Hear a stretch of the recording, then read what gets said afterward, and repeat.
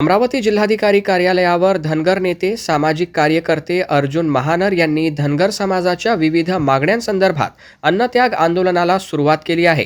त्यांच्या या आंदोलनाला हजारो मेंढपाळांनी पाठिंबा देत उपोषण मंडपात एकच गर्दी केली आहे। संपूर्ण महाराष्ट्रात मेंढी चराई शासन निर्णयाची तात्काळ अंमलबजावणी करण्यात यावी, राज्य शासनाने काढलेल्या 24 ऑगस्ट रोजी शासन निर्णयाची अंमलबजावणी करावी, स्थानिक परिस्थितीनुसार उपलब्ध होणाऱ्या वनक्षेत्रात चराईची परवानगी देण्याचे निर्देश द्यावेत, सर्व जिल्ह्यांमध्ये मेंढी चराईसाठी उपलब्ध असलेले वनक्षेत्र, गायरान, ई क्लास झुडुपी व पडीक जमीन तात्काळ निश्चित करून त्याची तालुकानिहाय यादी जाहीर करावी।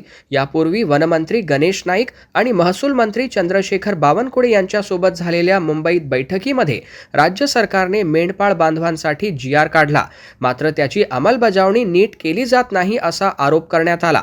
त्यामुळे या शासन निर्णयाची स्थानिक पातळीवर अंमलबजावणी करावी या मागणीसाठी सामाजिक कार्यकर्ते अर्जुन महानर यांनी अमरावतीमध्ये अन्नत्याग आंदोलनाला सुरुवात केली आहे। कितीक वर्षापासून प्रलंबित प्रश्न आहे मेंढपाळांचे। चराई क्षेत्र आहे, पशु विमा आहे। आता पशु विमा GR काढलेला आहे त्यांनी, 10 मेंढ्याचा विमा काढला आहे। एकाकडे 200 मेंढ्या आहेत तर 10 मेंढरामध्ये होणार नाही आणि मेंढ्याची किंमत आहे 15,000 रुपये, तर 7,000 होणार नाही। त्यासाठी आम्ही त्यांच्याकडे मागणी करतो की 100 मेंढ्याचा विमा हवा आणि 7,000च्या ऐवजी 15,000 हवे।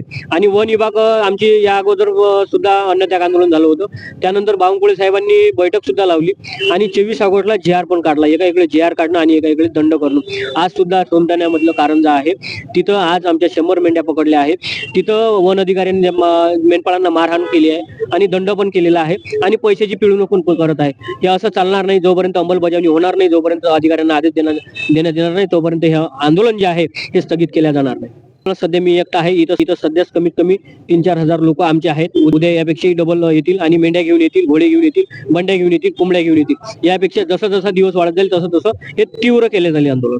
शासन निर्णय निघतो पण अर्धवट जी अंमलबजावणी त्याबद्दल आमची जोपर्यंत अंमलबजावणी होणार नाही तोपर्यंत आम्ही थांबणार नाही। हे अर्धवट अंमलबजावणी म्हणजे फक्त तोंडाला पानं पुसणं आहे। शासन निर्णय निघाला पण याचा अर्थ काय झाला? शासन निर्णय निघूनही आजही आमच्या मेंढपाळांना त्रास होतोय। फॉरेस्टवाले मेंढ्या पकडतात, पण त्या शासन निर्णयाचा फायदा काय?